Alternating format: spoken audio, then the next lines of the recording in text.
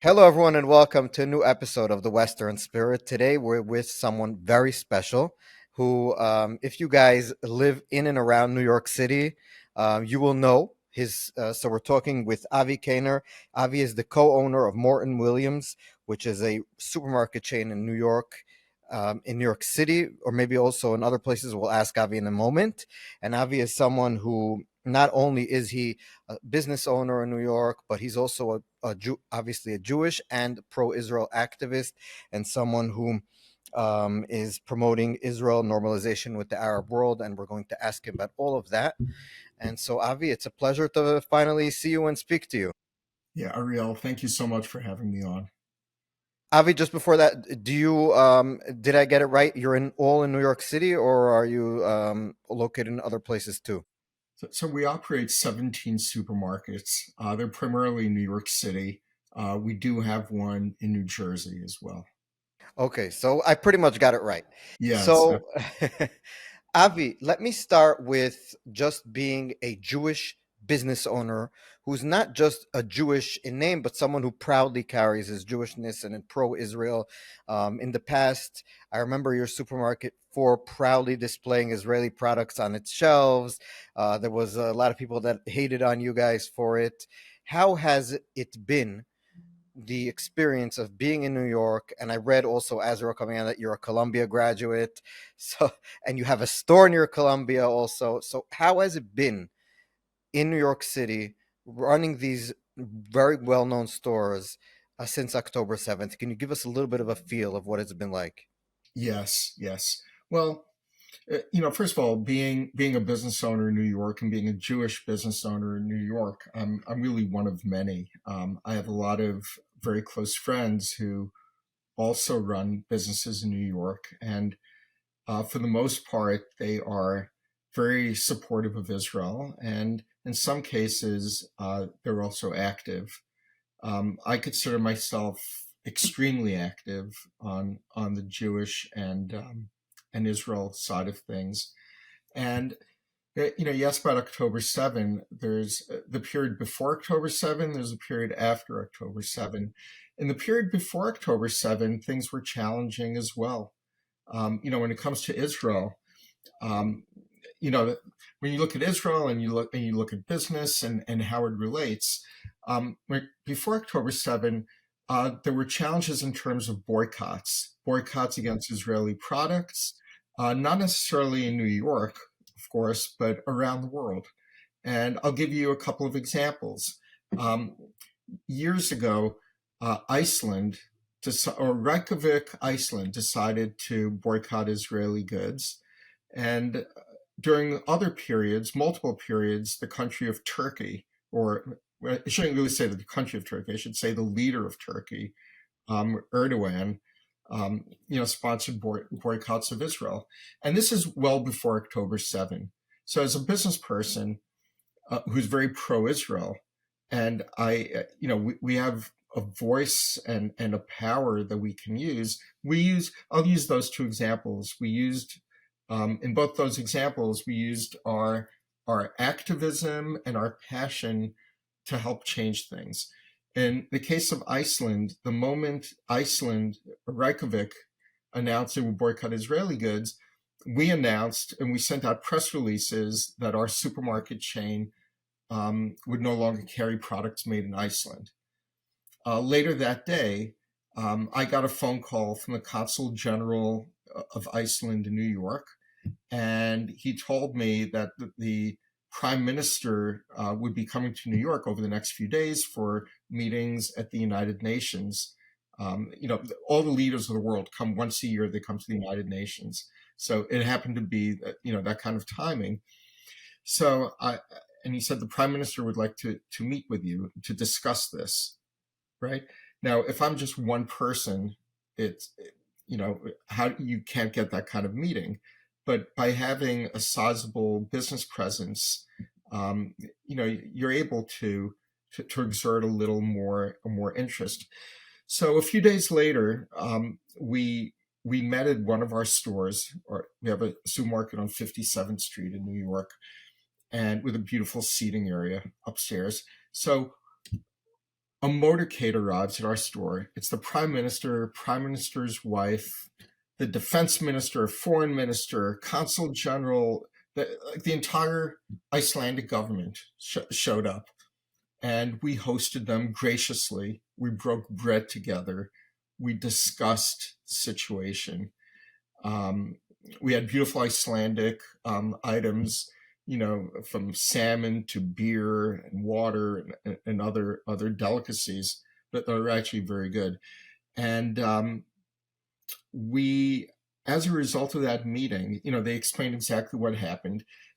This was a city council in Reykjavik where someone with, I guess, some kind of Palestinian heritage was retiring from the city council. And as a favor, she asked the city council, "Oh, can you do me a favor and just do this for me?" And they didn't know any better. And they said, "Yeah, okay, whatever, we'll make you happy. We'll do it for you." And they explained that to me. They told me that even the I think the president of Iceland at the time, he had a yeah, certainly a Jewish wife. I'm not sure Israeli, maybe, and one of the senior government members told me that his uncle had just returned from Israel, a very religious man, I guess Christian religious man, and he said, "What are you guys doing?" And the government leader said, "It's not us. It's not us. It's a city council." So in any case, within a day or two, that boycott was rescinded completely, and we became very, very close friends. And I'm very close friends with the people from Iceland now. The guy who was a consul general is now the ambassador to Canada, for example. So that's an example of how before October 7, there are challenges, and we do. What about Turkey? You mentioned Turkey too. Turkey's far more complex. Turkey is very complex because the leader of Turkey does not necessarily represent the people of Turkey. I don't know if you've been to Turkey. I've been to Turkey, and when you go to Turkey, the people are just regular people. They're secular. They care more about business than ideology, and they're welcoming. The food's great, obviously. And it's beautiful, beautiful cities and villages, towns. But their president, Erdogan, is a lunatic. And so when Turkey announced one of their boycotts, we announced that we are hereby boycotting all products from Turkey. And that led to issues for us because we started getting phone calls from vendors, Turkish vendors that we have relationships with, who are wonderful people. And they tell us, "Look, we have nothing against Israel or Jews, or the issue is just this lunatic, this president of Turkey." So that was tricky. So we did keep the boycott of Turkey on, except for vendors that we personally knew who reached out to us, that we knew are fine people. And then we, a few years ago, I think it was, I'm trying to remember who it was. Oh, it was President Herzog, I think, visited Turkey, met with Erdogan. It's before October 7th. Before October 7th. And they said all the right things, and I thought there was like a reconciliation situation going on. And, at that point, I rescinded the boycott against Turkey. It's kind of like the carrot and the stick. And when I say, I'm just a little businessman. I've got a little company. So when I say carrot and the stick, I do not have the full weight and power of the United States of America, right? But it's what I can do as an individual. And if you get other people like me who care as much and feel the same way, things can happen. Yes. And so, so that's before October 7. Also before October 7, there was a lot of talk about normalization with the Arab world. Hmm. And we could speak about that separately Yes, with a that'll sub. be our second part of the conversation, I Yeah, yeah, guess. yeah. We'll talk. Yes, we'll talk about that later. Um, but after October 7, the world turned upside down, and even in New York City, we started seeing these massive protests of, hundreds of people like marching the street, banging drums, and like making a lot of noise, um, vandalizing, threatening, wearing keffiyehs, very intimidating. And we saw that all over New York City. And while I'm obviously for free speech, and uh, if you had peaceful protesters marching down, for Palestinian rights or something, I'd welcome them. I'd say, yeah, this is God bless America. You could do this, but these protesters were violent. They were violent. They were intimidating. They did not differentiate between Jews and Israel. Most Jews are Zionist, pro-Israel, of course, and vast majority, and they created like this litmus test, and I call it a dog whistle. Saying you're anti, I'm anti-Israel, not anti-Jewish. That's that's just not. It's BS. It's not true. They are anti-Jewish. And where it affected us the most is we have a store at Columbia University. We're the primary supermarket of Columbia University. And they immediately targeted us. The student organizations, one of them is called Jewish Voice for Palestine, right, which isn't even Jewish. And the other one is called something else. And these are organizations that just have nice words in their names, but they really are not. They're very vicious. They're funded by extremists. They are extremist organizations, and they issued a boycott against our store at Columbia University, and they actually came in and we had we saw products from all over the world, including from Israel, and they they came in, they vandalized our Israeli section. So as a result of that, what I decided to do after that was, instead of removing the Israeli section, I decided to double the Israeli section. In that store. I doubled the Israeli section in all 17 stores because I wanted to make a statement saying, look, we are at a look, Israel is at a war against a terror group, Hamas terror group. But when we say Israel, it's kind of like us and them, and it really is not us and them. When Israel is at war against a terror group, we are family. It doesn't matter whether you live in New York City or whether you live in Tel Aviv or Netanya. We're one family, and we have to be there to support each other. And if someone in Israel hurts, it's as if someone here hurts. The geography doesn't matter. We're one people, we're one nation, whether we live in Israel or whether we live in New York. So we doubled down on the Israel sections. And by the way, we implemented the Israel sections going back to Turkey before October 7 with the Turkish boycott. That's when we decided, you know what, let's put an Israeli section in each store and put like a little Israeli flag on it saying proudly imported from Israel. Let's see what happens. It's like it's the right thing to do. And guess what? Sure enough, it became something very popular in our stores. People come to our stores to get Israeli products, and whether it's bamba or Osam crackers or coffee or whatever it is, or pickles. I love those pickles. People come in and buy them, and we have to constantly refill them. And it not only does it make us feel good that we're supporting Israel, it lets our customers New York also has a lot of Jewish customers, as you can imagine.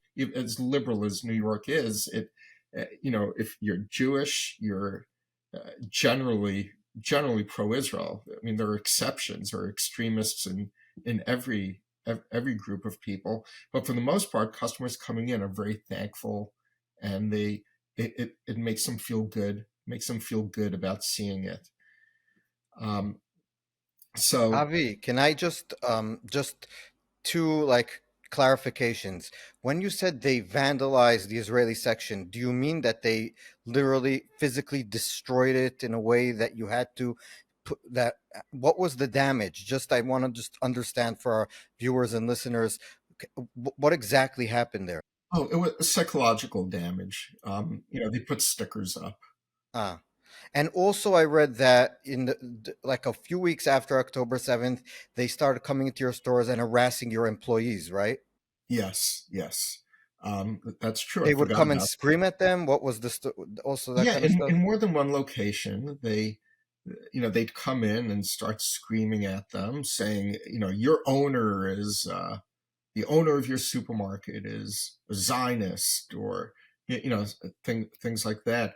We have, you know, we have, we have a liquor store, a wine and spirit store on Park Avenue, and they were, one of these violent marches was marching up and being very violent, and we had to actually lock the window, and they started banging on the glass of um, of our store. Now I don't know where these people come from. I mean, I see these protests. These protests, there used to be more.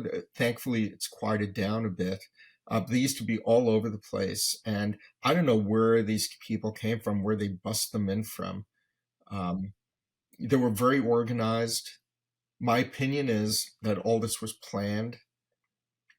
The moment October 7 happened, that very same day, there were already like ready-made plans for what to do next, and the student protests, and this before even Israel went into Gaza to deal with the terrorists.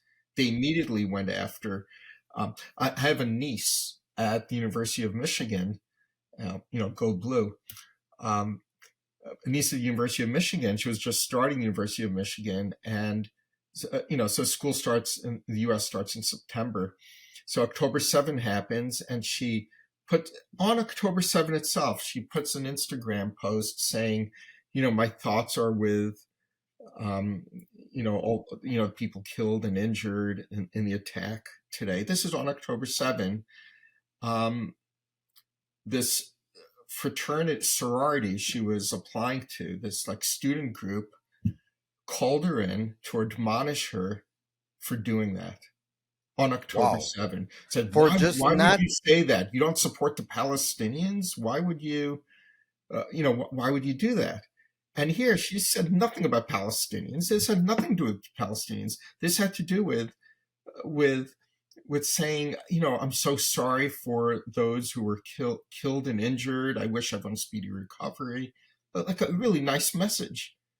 And she got attacked, and she ended up not joining that organization, of course. But all of this was pre-orchestrated. You've got a very large international organization. You may say, "Oh, this sounds like a conspiracy theory," but it's not a conspiracy theory. There's an organization called Muslim Brotherhood. It's been around for probably nearly 100 years. Started in Egypt, and Hamas is a branch of the Muslim Brotherhood, and they have their claws all over the countries all over the world, including in the United States, down to the municipal level and down to the school level. And before October 7, I saw one of their planning documents. So in addition to running a supermarket, I also, I've been in an elected office, local elected office in Connecticut on a volunteer basis. So in other words, I got elected, but then, I don't get paid for it. but it's like a volunteer thing. And I was a deputy mayor of our town in Connecticut. And so I became privy to a Muslim Brotherhood document detailing exactly how to deal with local municipal governments and school boards. And it actually gives them the resolutions. So all these towns across the United States that did these like anti-Israel resolutions, they were verbatim out of this document. And with local school boards, when you read the school board wants to change, make a resolution or change the way, change a course or add a course, it all comes from the very same document, this Muslim Brotherhood document that I had a copy of. And this is exactly what happened. They are well organized and they are everywhere, everywhere. And well Um, financed, by the way, because if you remember, you next to Columbia, the encampments, the beautiful tents, they all, by the way, were the same type of tents, so they were bought in bulk, probably by the same organizations with the same money. I did an article in our newspaper, or a business paper, about um, NGO Monitor was able to show that a lot of the money were coming from two, three and NGOs from Europe and from the States that were specifically very anti-Israel, and they were giving them money. Some of them were coming even from European countries, giving to NGOs and then funneling it to these protests. So they had a lot of planning and money over the years to do this. It's not like these were spontaneous stuff. you're absolutely right. But it's not only the money; it's the organization and a vast network, and it's often couched in social causes, nice things that's hard to argue against. You take a local town in the middle of the United States and you give them a resolution from an organization that sounds innocuous, and they say, "Oh, inclusion and this and that," and use some woke language in there, and they don't know any better. They think, "Oh, okay, oh, that's nice. That's a nice thing to do." It's almost like ADL. They wouldn't know the difference between that and ADL, right? Anti-Defamation League, because they don't know the difference, but it's all preconceived, pre-orchestrated. And thankfully now in the United States, we have leaders like Senator Ted Cruz, Congresswoman Virginia Fox, Secretary of State Marco Rubio. It's they're working on designating the Muslim Brotherhood a terror organization, which is long overdue. I don't understand how it wasn't done yet. It's so weird. You know why? Because not because it's hidden. They don't call themselves, "Hey, we are the Muslim Brotherhood extremist organization, and we want to turn the world into a caliphate, and we want to introduce Sharia law and death to all the Jews." They don't use language like that. Yes, they're very clever and deceptive. Um, Can I just also ask you, if I'm correct in saying that you studied at Columbia as a younger person, and your store is next to Columbia? When you were there, did you? Because I'm friendly with some professors now at Columbia, and they've said that for 30, 40 years already, it's been a not a welcoming place for Jews in general. Did you have any inkling that this was something that might have, that this was in the works? Not maybe exactly, but that this was the feeling of the faculty, so, and even the administration in a lot of ways. We know that they weren't so keen on stopping the protests, at least in the beginning. Yeah. Well, I'm a little older. I wish I was younger, but I'm a little older. I graduated Columbia undergrad in 1986, and then I went to the business school at Columbia as well. So I'm Columbia through and through. And when I was at Columbia, it's the exact opposite of the way it is, the way you're describing. When I was at Columbia, um, it was the most welcoming place possible for Jewish people. Um, we had a large percentage of the student population was Jewish. I don't know the percentage. It was probably over 15% was Jewish. Um, we had a kosher meal plan. We had one, and with Barnard College across the street, the old women's college, we had a kosher meal plan. We had, not only did we have Friday night services every night, I mean, every week, but you had your choice of Friday night services. You could go to Orthodox, you go to Conservative, go to Reform, and then at the end of the services every Friday night, you all go together to the cafeteria. Doesn't matter whether you're Orthodox, Conservative, Reform, you're Jewish, and you come together. And being pro-Israel Zionist was never an issue. It was something that was celebrated. I remember we used to have protests for like Soviet, to free our people, in the Soviet Union. And we used to go to the United Nations and march in the United Nations, let our people go. And it was a really beautiful time to be Jewish at Columbia. Then It's like a different world. it was like a different world. It's like it's like you're talking about somewhere else. You're not even. It's like a whole nother atmosphere. And I would also say that this maybe has something to do with the fact that there's been like a huge tick up of foreign exchange students from Arab countries that hate Israel. And they even admit it. They say, like, we have, I forgot what it was. There are some faculties where it's like 40-50% of the students in some of the faculties that are even foreign exchange born students that are coming in from Saudi Arabia, Egypt, Qatar, all these places, and a lot of the faculties themselves are funded by Qatar in Colombia at this point. So it's a very weird dynamic where you have students that are anti-American, which in turn means you're also anti-Israel, which in turn means you're probably also anti-Jewish, and you're like all sitting there, and a lot of the professors are too. So it's like it's a soup of people who don't really like Jews. Well, Very sad. let me, you can look at the glass half full or half empty, right? So let me look at the half full for a second. So um, before October 7, young people in Arab countries um, were not anti-Israel. A lot of them were not anti-Israel. They were impressed with what Israel had achieved. You look at Saudi Arabia, for example.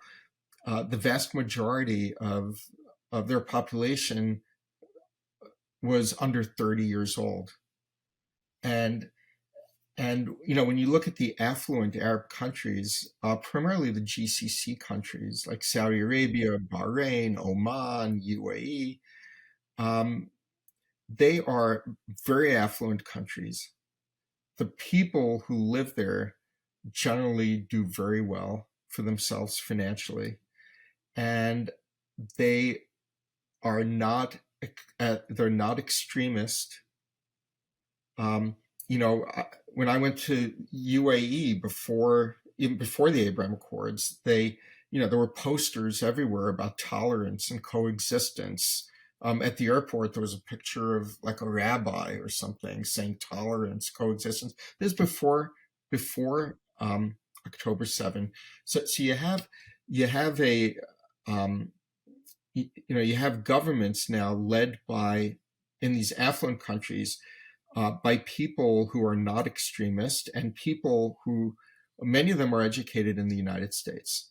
So, when you look at Saudi Arabia, for example, you look at their ministers and leaders, ambassadors, many of them are educated in the United States, and many of them have many Jewish friends. Why do they have many Jewish friends? Because they went to college in the United States. Um, so say you're an ambassador and you went to say GW University, right? GW University probably has over 15% Jewish population. So clearly you became friends with Jewish people and you realize, oh, well, my great grandfather said about the Nakba and the big war in 1948, that was his war. It's not my war.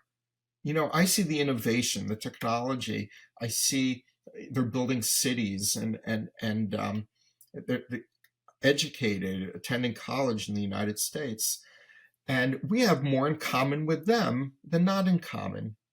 And that's exactly what it was like before October 7 in these countries. And I know many of these people. And that gave me a lot of hope. Yes, I agree. That gave me a lot of hope. I think to Uh, this day it should give us hope. The UAE, for example, even after October 7th, hasn't changed its tone on these types of stuff dramatically. And once the war ends, we can assume that even the Saudis might come to the table. So, and we can talk about that. I was just saying about Columbia and all these other universities, Harvard. I had Larry Summers on our show, the former, Treasury Secretary and the president of Harvard, and he told me, he's like, couldn't believe, he said, the protests that we're having here. He said, I never knew they hated Israel so much. I never knew we had such a problem on our campuses. And a lot of people, I said, you should have known. But, that's just me. But yeah, I want to maybe, something that's very weird to me is that I grew up in Brooklyn, the Chabad Hasidic family in Crown Heights. And growing up, I never even thought of anti-Semitism in America. And I looked very Jewish because I had the hat, the jacket, the beard, the whole thing, the whole uniform. But I never thought, I was even there during the Crown Heights riots in the 90s, and still never thought of anti-Semitism as being a big problem in America. We always thought of anti-Semitism as being some like neo-Nazi group in like, I don't know, like somewhere in the South, that nobody took them seriously. Let's say it like that. And then after October 7th, you suddenly saw, like you described, these marches, these vandalism, these open cries for genocide of the Jews. And even in New York City. And what I find interesting is that with all this happening, it's in the polls, 40% of Jews in New York, according to some polls, are going to vote for Mr. Mamdani to be the mayor. And I, again, he might not be, he says he loves Jews, there's Jews for Mamdani, but he has said things, or even he's associated with groups that for sure hate Israel, that for sure hate America. I can say, like, it seems to me, and I'm taking the business side even out of it, someone who's saying all these things, but like, how do you explain it? This episode is brought to you by Ayn Rand Center Israel. We meet every alternate Friday to study and discuss the philosophy of Ayn Rand, author of The Fountainhead and Atlas Shrugged. The topics range from ethics to politics, reason versus faith, aesthetics, psychology, and much, much more. This is the only place in Israel where Ayn Rand's unique philosophy is accessible to you, and you're welcome to come learn all about it. It's a great opportunity to learn and meet really interesting people. Attendance is free, and first-timers get a free book. We meet every alternate Friday at the WeWork in Sorona Market, and we like to keep the intellectual discussion going afterwards with some great food and drinks. Click the link for more info on Ayn Rand Center Israel. It's a great question. First of all, for the anti-Semitism, I think anti-Semitism's always been there, kind of behind the scenes, but I think that October 7, I'll use the word normalized in negative. Normally, I like using normalized in a positive manner. In this case, this is normalized in a negative manner. It normalized anti-Semitism. It made it acceptable. It made it a way. And even Mamdani is a great example. It normalizes. They say, by criticizing, we're just criticizing Israel. We're not criticizing the Jews. So it normalizes the acceptance of that. So, you have like countries, even outside the United States, you have countries like Australia banning Jewish people or Israeli people from coming into Australia because, they had some social media posts. Like these are really dangerous people. Yeah, we're both in a group with Hillel Fold, who's his brother was killed by murdered by a terrorist here in Israel, and he gives speeches. He's a business guy, but he gives speeches on what's happening in Israel. He's not a crazy right winger, and they gave him 3 tweets, that those were the tweets that made him banned from Australia. And all 3 tweets were so boring. And you see on X nowadays, like nothing really crazy about them. No hate, no Islamophobia. They claim there was nothing there. And when you go on X, you see things even from Australia, like 1,000 times worse, like anti-hate Jewish hatred, like right in your face. So And there's that's the nothing. thing. It's become normalized. It's become acceptable to do that. Not only in the United States, but all over the world. You have these bands in Europe, Kneecap, and there were others who it was acceptable for them during concerts to use obscenities and vilify an entire nation of 10 million people. And it made it acceptable to do that. And in the United States, thank God, we have a government that, for example, with these bans, it removed their visas, right, which is good. But there's no guarantee that that'll be in the future. You have a situation now where the younger population in the United States has become brainwashed with with this effort, primarily using social media. The average attention span is like 7 seconds on social media, and these kids, these young people, kids, teenagers, as well as people in their 20s, college people in their 20s, they see these words over and over and over again, like genocide, apartheid, and murdering children, starvation, famine. All these like buzzwords that they have, and these are pre-planned buzzwords that started. Everything was planned. Like right after October 7, Iran. By the way, I don't like using the word Iran because I like Iranian people. The regime. I call it the mullahs. The mullahs. So the mullahs, find a corrupt country, corrupt government. In this case, they find the government of South Africa, and the ruling government is very corrupt, and they were about to go bankrupt. So the mullahs tell this political party, look, we will give you all this money, we will take you out of bankruptcy if you go to the International Criminal Court, file this thing. Here, we already wrote it for you. Here's the document. Go file this. And they introduced the words genocide, apartheid. Human Rights Watch did the same thing, and they got everyone to say those words over and over again. And it went into social, with a big social media plan with a lot of money and a big network. And now everyone in the world thinks this is true because it's being said so much. And so not only has it become normalized, it's been expanded to the population. And there's a very big risk that we have that these young teenagers and people in their early 20s, they become the future constituents in the United States. And, the senators and congressmen who are in place now who know the truth and they get it and they're supportive, they will eventually retire or move on.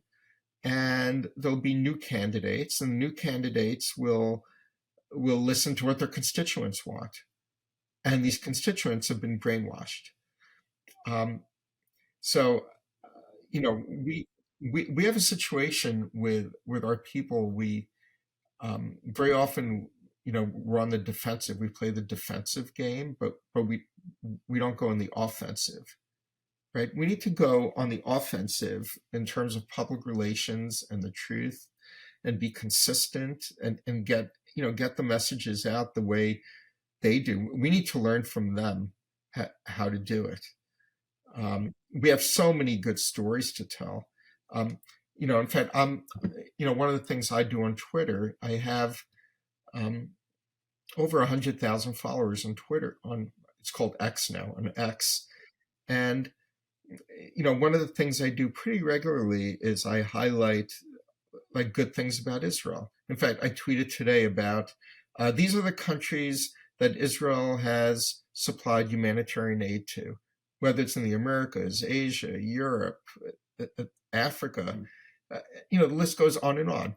The other day I did one on these are in a typical hospital room, these are the Israeli innovations you'll see in a typical hospital room, and listed like 50 items, right?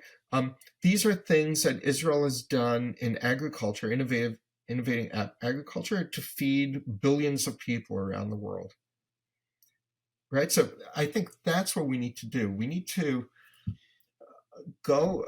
Right now, we're on the defensive, saying there's no famine in Gaza. These are lies. These are, we keep defending it, against UNRWA and other agencies, defending. But we're not going on the offensive. Offensive is to have like embedded journalists in the food distribution centers in Gaza, actually documenting, showing people getting food and and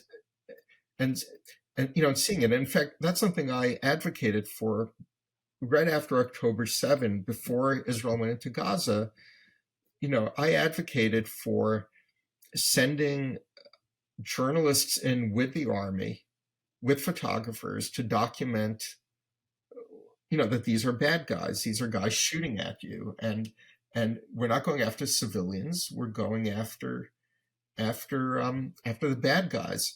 And but I think what happened was, I think Israel was just so shocked, as they should have been, with what happened, and there was no time for niceties and planning like that. It was like, we've got to go in there. We've got to get them. We've got to get our people back. The longer we wait, the harder it'll be to get them back. All that makes sense. But as a result of that, it gave these people the ammunition. And now you've got a situation where even mainstream media, just about every newspaper in the world, and many anti-Israel politicians use Hamas propaganda as fact, literally as fact. As their source. Yeah, and their source, they don't say source is Hamas terrorists. They say Gaza civil society. Health ministry. The Gaza health. Yeah, that's what they say. And, I've got to add it, I've got to hand it to some of the Arab publications are more, get it more than the U.S. ones.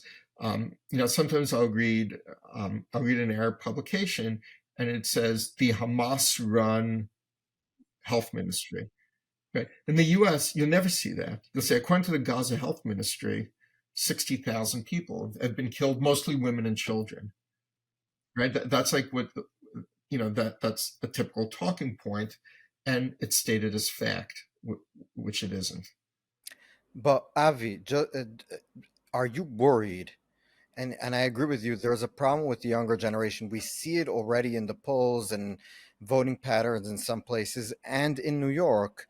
As someone who has so many stores in New York and is that's where your livelihood is, are you worried that if this guy gets in, will he be able to hurt Jewish New Yorkers in a way that maybe they weren't until now?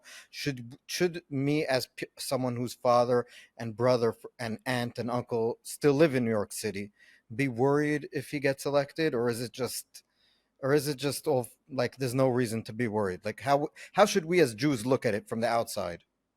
So I've got to tell you, when I go to sleep at night, and I think about things to worry about, I should stop doing that, right? It keeps me up. I'm sure many Jewish people around the world have not slept well since October 7. But when I go to bed and I'm just thinking about Mamdani. It's the last person I want to think about when I'm going to bed, of course. But when I think about Mamdani and what does it mean, I've got to tell you, I think primarily of issues other than Israel. I think about he's a socialist, a 33-year-old socialist with absolutely no experience, coming in to run the capitalist capital of the world. And in the past, say you have a woke city council, woke district attorney, you've got like some bad situations going on. But oh, at least we have the executive office, the mayor, he's strong, he or she is strong, and it's a check and balance, right? Now you've got a situation where if this guy wins, you have no checks and balances anymore, and it becomes a place where people will not want to live. Like people with means will want to leave and not stay. Now, let me couch that by saying, counteract that by saying that New Yorkers are very, very resilient. And there's an expression, never bet against New York.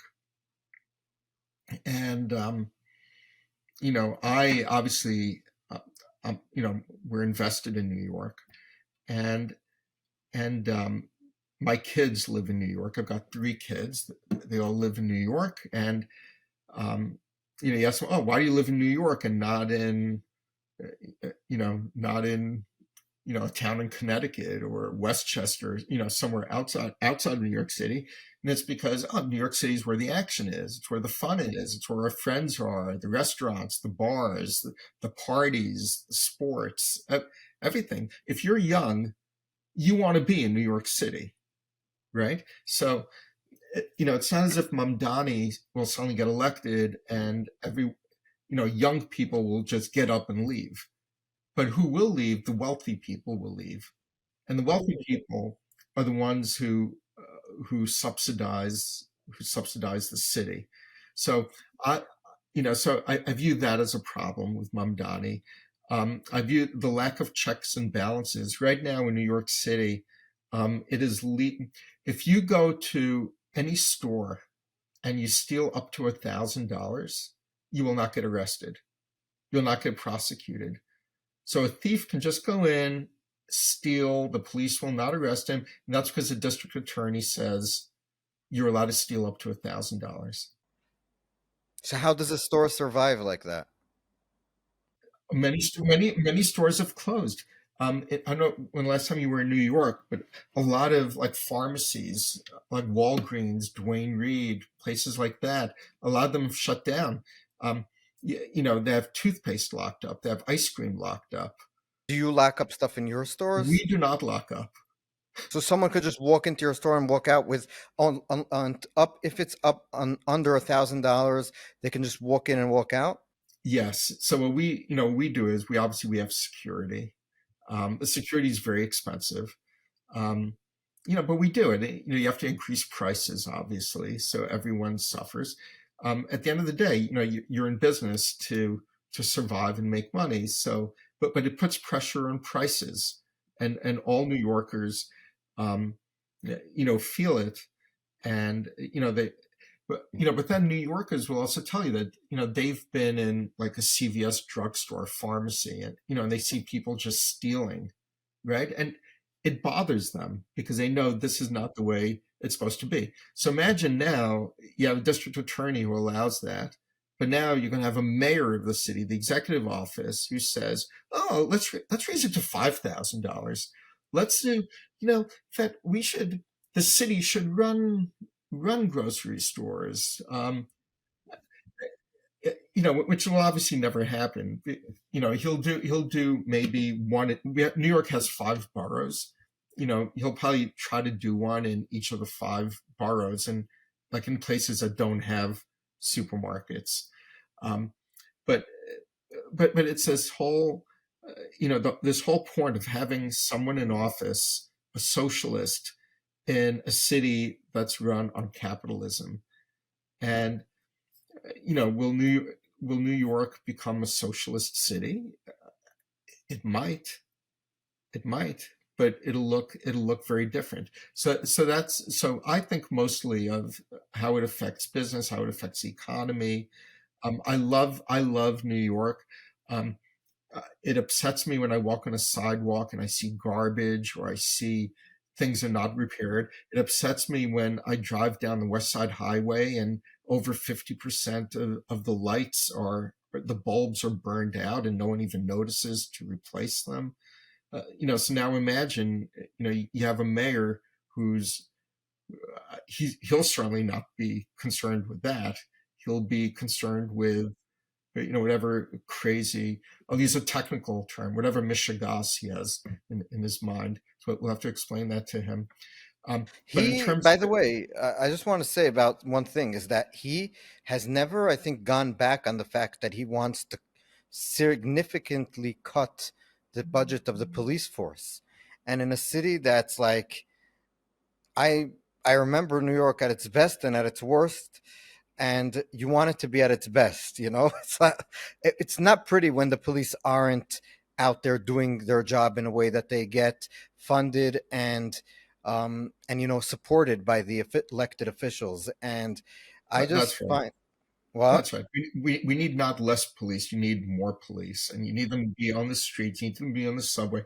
Right now, you go, you go to particularly in the outer boroughs. You go to the Bronx. If you just sit there at a subway, at a subway station, and you'll see more than half the people jump the turnstile, and no one cares. And I mean, that's New York. I mean, that's with this kind of this kind of governance, and Mamdani will make it even worse. Now, when it comes to Jews, um, he's not going to be specifically anti-Jewish, but what he will be is normalizing the anti-Israel and making that acceptable in the city I that assume has the he'll have largest. press conferences against Israel. He'll have different days, special days that mayors can do where he'll recognize Palestinian terrorists or something. It won't affect maybe directly the average Jew differently than the average non-Jew, but it will, like you said, give credence and like it'll be normal to be anti-Israel. Yeah. Yeah, it'll be normal to be anti-Israel, and an awful situation, especially in New York with the largest population of Jewish residents. But this has happened throughout our history. You look at Baghdad, Iraq, used to be 25% Jewish. I don't know if My you know. wife's family's from Baghdad. Yeah, she must be a great cook. Yes, Um, I exactly. love that food. They 25% of Baghdad was Jewish at some point. Um, you look at European cities that had sizable Jewish populations, and now they're gone. And so right now, New York has a sizable Jewish population, and there's a risk that 50 years from now, it won't. It's possibly. I hope that is not the case. But it's happened everywhere else in the world. Why wouldn't it happen here? It can happen here. The difference we have now that we did not have then is the Jewish people have the state of Israel. We have a refuge.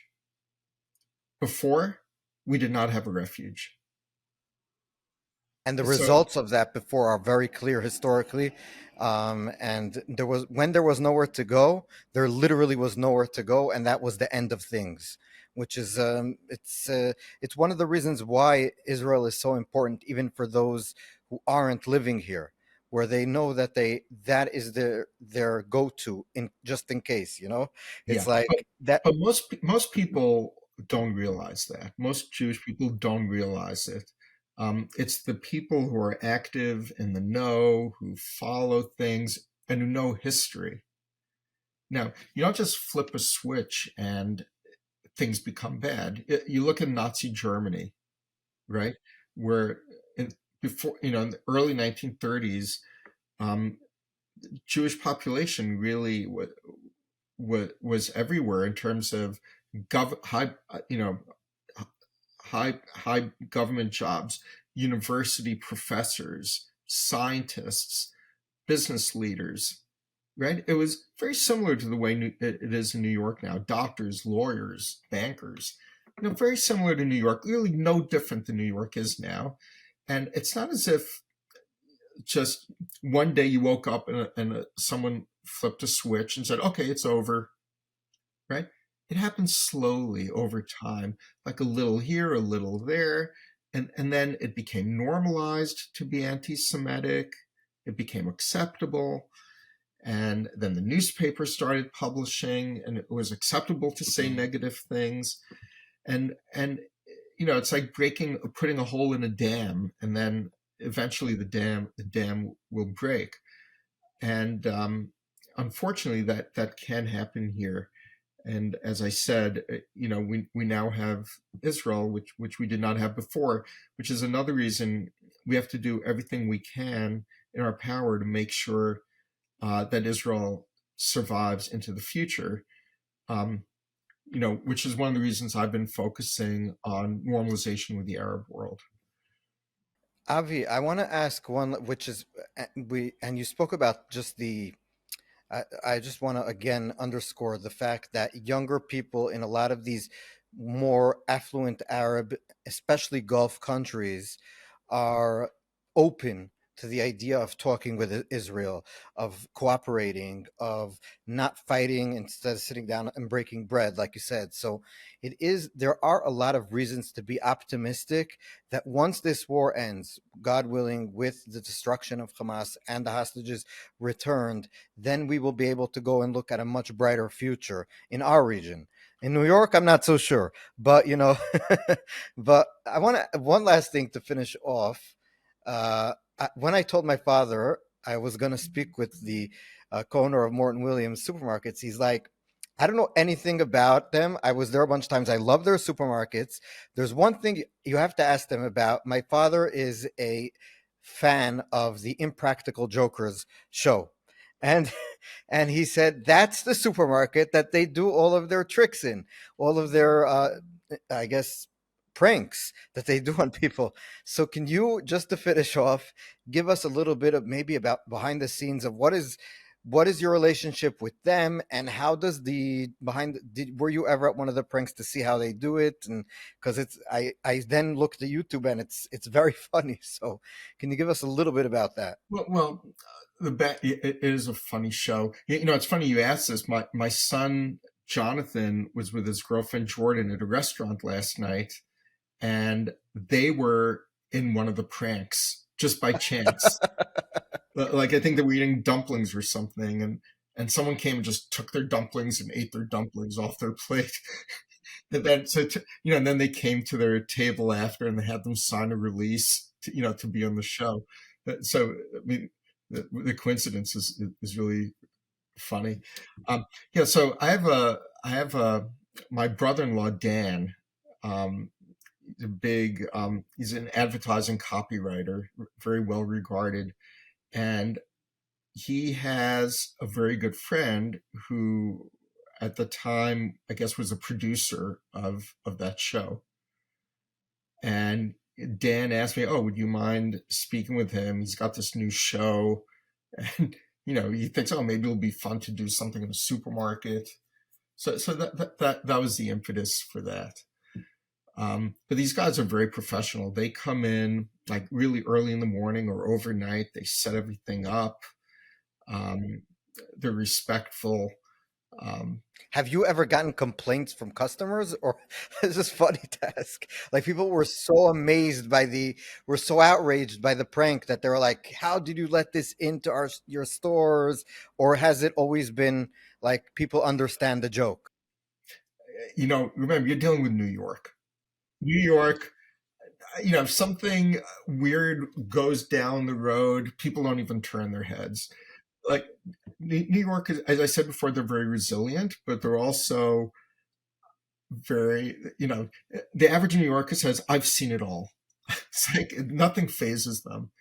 So that's one of the reasons we love New York.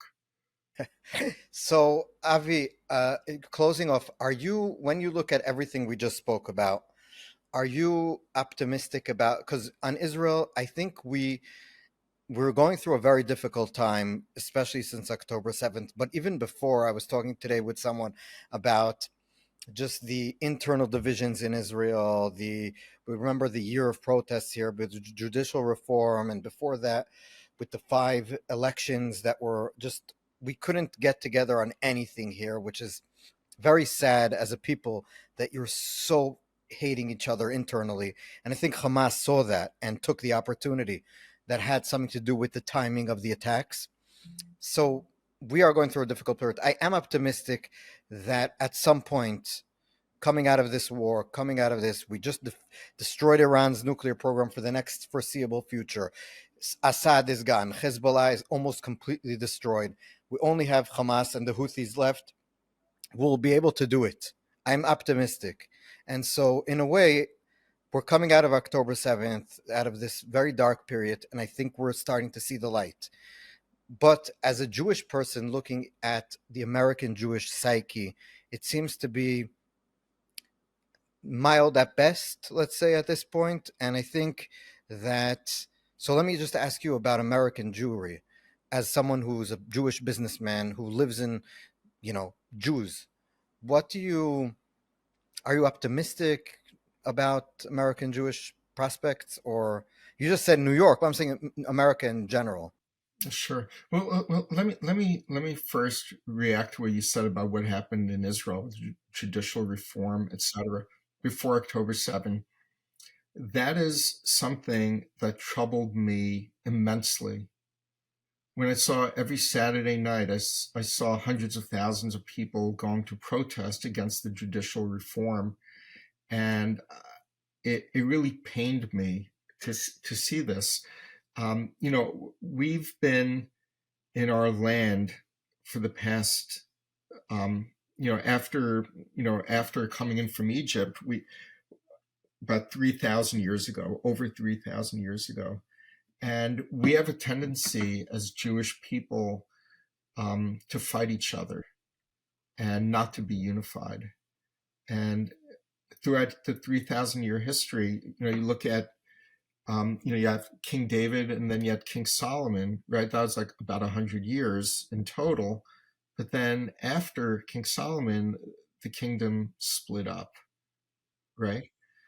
So this is like the first time and then you had the Maccabees, right? The Maccabees, we celebrate Hanukkah, this is great. Let's light the candles, all of that, look, our victory. But then 100 years after that, we were exiled again. So now Israel is in an age of, I don't know, about 77 years old, the state of Israel. And we're nearing that 100-year time frame, and we have an awful track record. And I never publicly say anything negative about a particular Israeli politician, and I'm not going to do that here. But what I will say is that what Israel is lacking and what Israel desperately needs is a unifying leader, not someone who is us versus them, right versus left, Jews versus Arabs. You need someone who unifies the country, who gets everyone together. You look in the United States, we're also split like 50-50. It's it's not a good situation to have people who almost like violently like despise each other. You look at Ronald Reagan's second term, president of the United States, he won, I think, 49 out of 50 states, right? Israel needs a leader who can unite the country. And, I don't know who, I'm not really involved in Israeli politics at this point. Maybe I will. Don't get into it. Don't. it's If not. I do, It's I'll not a ask, healthy thing. if I do, I'll ask for your advice. I might have Yes. a little extra time on my hands over the next few months. Yes, No, we should mention it was in the news that you guys are now. Maybe you can just give us you are now isn't it the company that owns also ShopRite, if I'm not mistaken, or yes. so There's a very large cooperative called Wakefern, Mhm. and your listeners would probably know it as ShopRite, primarily New Jersey. They will be acquiring our company. We will continue running, being there and running it, but they will have the ownership, and it's something that is although it's off topic, it's like a triple win. It's a win for them because they enter into New York City, right? It's a Mhm. win for our family because it gives us the stability and being able to focus on things that are important to us. For example, me personally, I'll have more time to focus on Israel, for example. And I don't know how that'll manifest itself, whether it's in politics or somewhere else. My guess, I believe it'll probably be with the Arab world as opposed to Israel directly, because I see that's the future. Israel Yes. must get integrated into the broader Arab world. These people are cousins. Um, I've been to many of these countries that Israel does not have relationships with, and it's these are very, very fine people. There are cousins. When you go there, you feel at home. They eat the same foods. They have same family values. We only, when we think of them, we think of the extremists and Yeah. jihadists, but the average person is not that way. So I Especially in view, the Gulf. yeah, especially in the Gulf. So I view, I'm going to try to spend more time doing that. But the third win in the case of our supermarket sale is for the people of New York.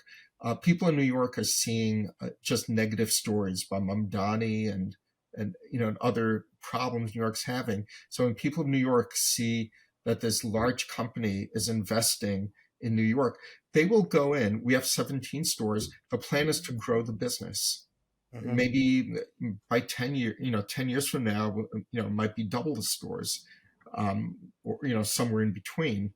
um, but Wakefern ShopRite is investing money in New York, and very often the best time to invest is when people are not, because Yes. that's a sign of true leadership and opportunity.